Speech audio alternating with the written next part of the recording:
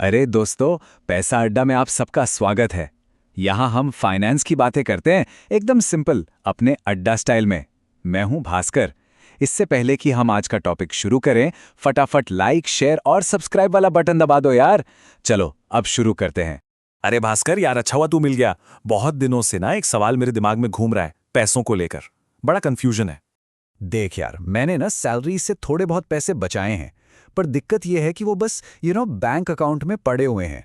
मुझे लग रहा है कि मुझे इनका कुछ तो करना चाहिए, लेकिन सच बताऊं तो कुछ समझ ही नहीं आ रहा कि करूं क्या। अरे ये तो बहुत ही कॉमन प्रॉब्लम है दोस्त। मतलब ज़्यादातर लोगों की यही कहानी है। और जब भी हमारे पास थोड़े पैसे जमा होते हैं ना, तो सबसे पहले दिमाग में क्या आता है? जाहिर सी बात है, बैंक की फिक्स्ड डिपॉजिट, यानी कि एफडी।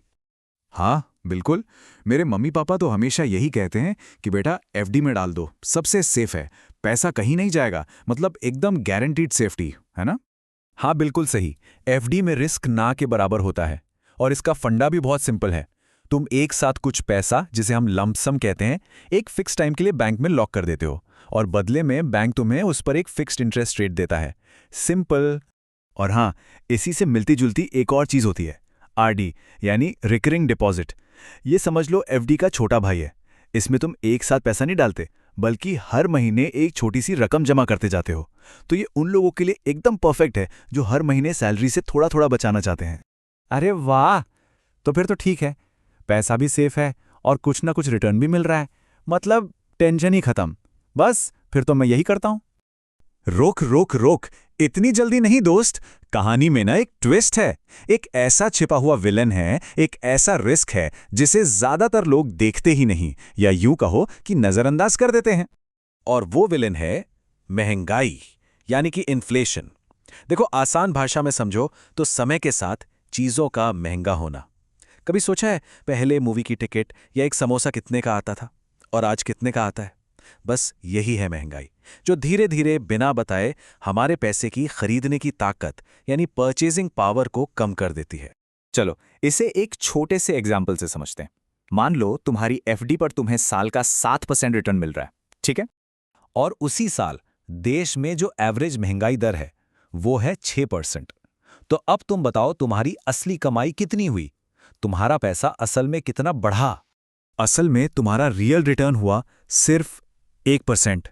मतलब तुम्हारा पैसा बढ़ तो रहा है, पर इतनी धीमी रफ्तार से कि पता भी नहीं चल रहा। सीधी सी बात है, महंगाई तुम्हारे रिटर्न का एक बहुत बड़ा हिस्सा खा गई। क्या? सिर्फ 1%? अरे तो फिर इतना सब करने का फायदा क्या हुआ? यार, क्या इस महंगाई को बीट करने का, इसे हराने का कोई तरीका है भी या नहीं? बिल्कुल है। और यहीं पर होती है हमारे दूसरे हीरो की एंट्री, एसआईपी, यानी कि सिस्टमैटिक इन्वेस्टमेंट प्लान। ये बेसिकली म्यूचुअल फंड्स में इन्वेस्ट करने का एक जबरदस्त तरीका है। अरे नहीं, एसआईपी कोई रॉकेट साइंस नहीं है, बहुत सिंपल है। ये समझो कि ये बस डिसिप्लिन के साथ इन्वेस्ट करने का एक तरीका है। तुम हर महीने छोटी सी अमाउंट तय करते हो, एक तारीख चुनते हो, और बस उस तारीख को तुम्हारे बैंक अकाउंट से पैसे अपने आप कटकर म्यूचुअल फंड में इन्वेस्ट हो जाते हैं। It's that simple. ये बिल्कुल वैसा है जैसे तुम एक छोटा सा पौधा लगाते हो और समय के साथ वो एक बड़ा पेड़ बन जाता है। और पता है सबसे अच्छी बात क्या है? तुम अपनी एसआईपी को अपने लाइफ के गोल से जोड़ सकते हो।